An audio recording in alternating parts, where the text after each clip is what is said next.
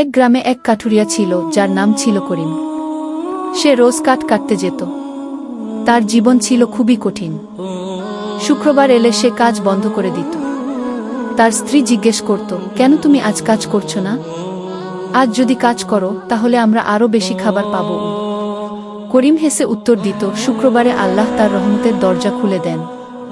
এই দিনে কাজ না করে আল্লাহর ইবাদত করলে তিনি আমাদের রিজিক আরো বাড়িয়ে দেবেন। তার স্ত্রী অবাক হয়ে দেখত, করিম তার সব কাজ ছেড়ে গোসল করত, পরিষ্কার পোশাক পরে মসজিদে যেত এবং নামাজ আদায় করত। সে মন দিয়ে আল্লাহর কাছে দোয়া করত।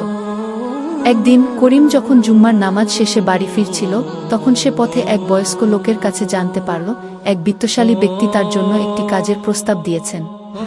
করিম সেই কাজ পেয়ে তার জীবন পাল্টে গেল। ভিডিওটি ভালো লাগলে আমাদের চ্যানেলটি সাবস্ক্রাইব করুন এবং লাইক কমেন্ট শেয়ার করুন।